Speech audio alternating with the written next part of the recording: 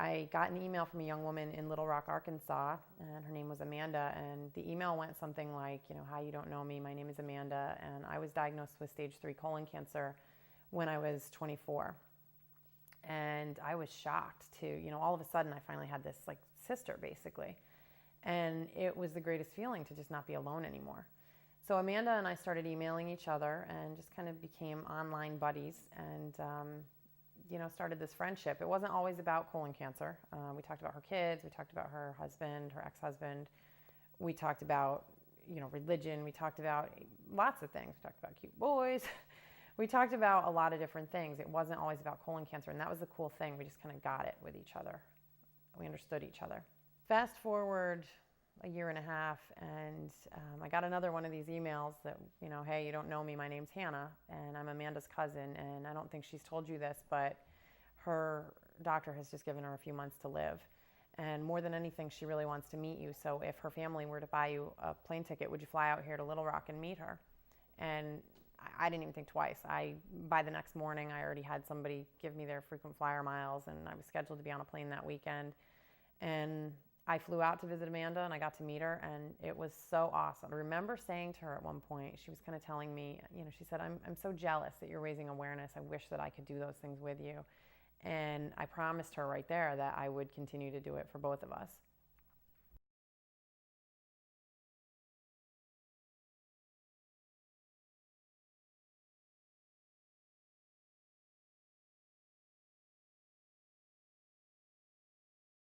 When I met Molly and Hannah in Philadelphia, we talked at length about finding other young survivors of colon cancer.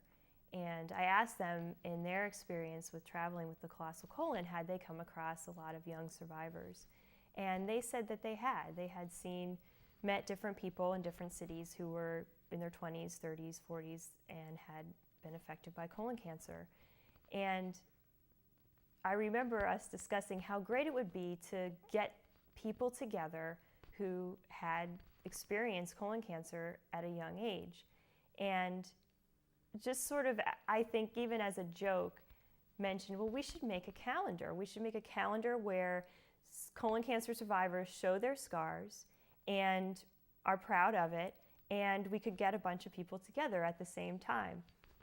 I don't think that I really thought leaving that day that this would ever happen. Well, the first photo shoot, we really didn't know what we were doing. And we just kind of had this crazy idea. We had talked to Erica about it, but we literally decided to do it kind of at the last minute because we will have brought together 12 young women, many of whom had never met another young colon cancer survivor in their lives.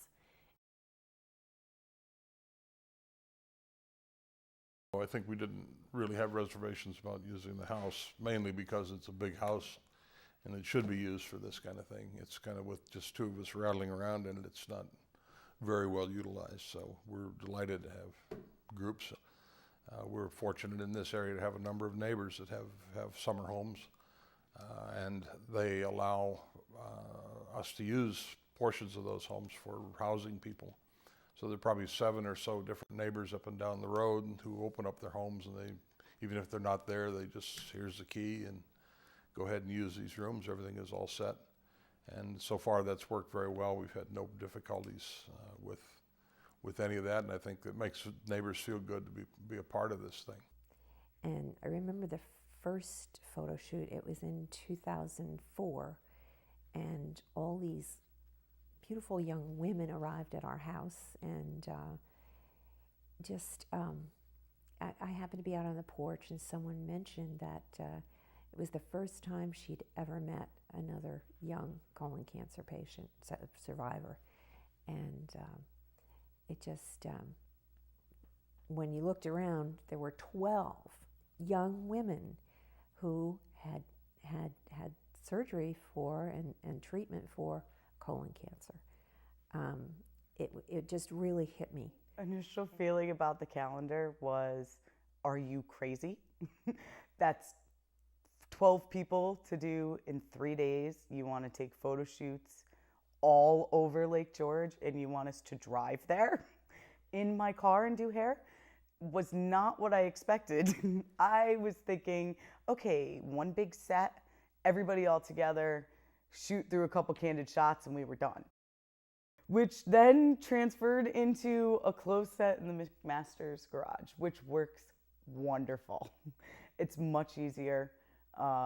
We have our own space. It's quiet. You're not worrying about 1,000 people in the room with you. It is definitely still crazy. You're rushing around from 6 o'clock in the morning till 4 o'clock in the afternoon, moving a hair here, moving a hair there, pinning a hair up here, hearing Mark scream from the garage, "I need hairspray. Where's the bobby pin?"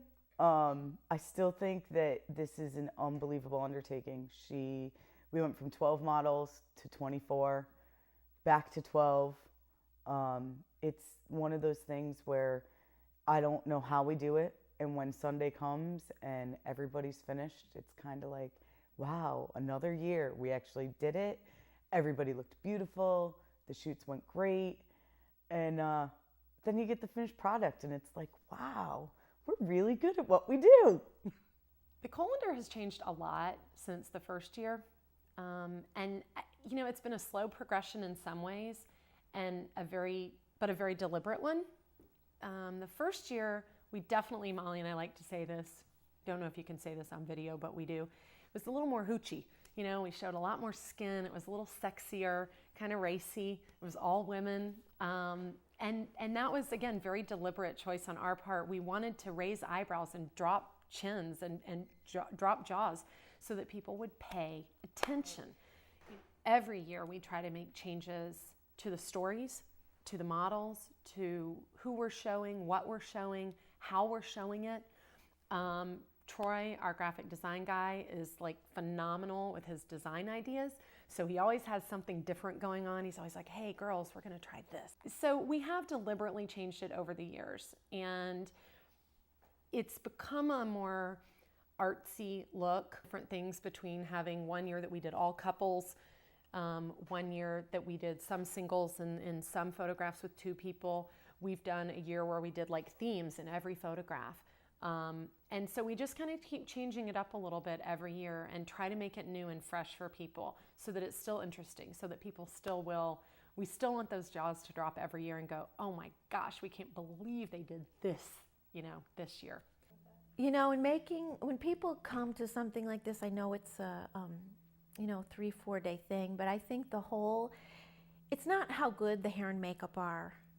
It's the whole experience, and that's a huge part of it, and how we make them feel. I mean, all day long, we would tell the models, you're getting the J-Lo treatment, and we do hair and makeup together. And then they'd look at themselves, and they were really happy and really pleased.